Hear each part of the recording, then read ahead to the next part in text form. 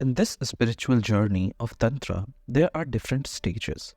Someone unaware of their spiritual nature is called Pashu, like being bound by ignorance. As they start dispelling this ignorance, they become a Veera, a warrior on the path of liberation. Finally, upon realizing that Devi is the ultimate reality and defeating the illusion, they become a Kaula, liberated and fully immersed in Devi consciousness. Jai Ambe friends, in last video we talked about Tantra and black magic. In this video we will talk about the bhavas of Tantra. There are mainly three bhavas of Tantra. They are Pashubhav, Veerabhav and Divyabhav. Let's talk about each bhava in details and let's dive into the world of Tantra and Devi without any further ado. Pashubhava. Pashu is a jiva or a limited self who is trapped between the Ashtapashas or the eight fetters. Ghrana, Lajja, Bhaya, Shanka, Jagupasha, Kula, Sampati and Sila. These are the eight pashas. It is said in Tantras that bounded by these pashas, the Atman appears as Jiva. Liberated from these pashas, they become Shiva. That is when we break the pashas, we realize our divinity within and that transcend the material bondage. The one who is in this bondage can do practice and have bhakti. This bhakti is dualist in nature, as they see goddess and themselves as separate.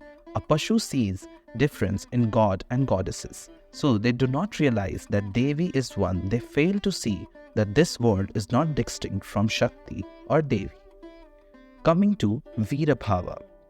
Veerabhava delves into the profound understanding that the goddess, representing the divine as feminine, transcends individual identity to merge with Devi, the ultimate reality in Hindu philosophy. Bhakti or devotion in this phase acknowledges the dualistic nature of existence, recognizing the individual separateness from the divine while simultaneously emphasizing the underlying unity that connects all being with Devi. Central to the path of Veerabhava within Veerachara is the cultivation of courage. This courage is merely not physical bravery, but a deep-seated inner strength that empowers seekers to confront societal norms, cultural conditioning, and personal limitation. These may also include social taboos, personal desires, or attachment that bind the individual to the material world. In embracing Veerabhava, practitioners embark on a journey of self-transformation, challenging established norms and the dogmas that hinder their spiritual growth. Through the practice of Veerabhava, practitioners gradually transcend the limitation of the ego and the illusions of the material world. They develop a deeper understanding of their true nature as manifestations of the divine, ultimately realizing their inherent unity with Devi. Now, the Divyabhava. Divyabhava, a devotee deeply connected to divine, he or she might not seem like a typical worshipper of goddess. They might purposely hide their spiritual depth, appearing just like anyone else. However, internally, they are always aware of the divine dance of Shiva and Shakti. The cosmic energies, the puja becomes internalized.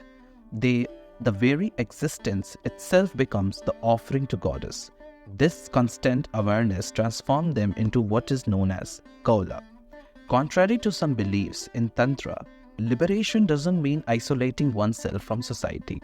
Instead, liberated individuals see society as another expression of divine goddess.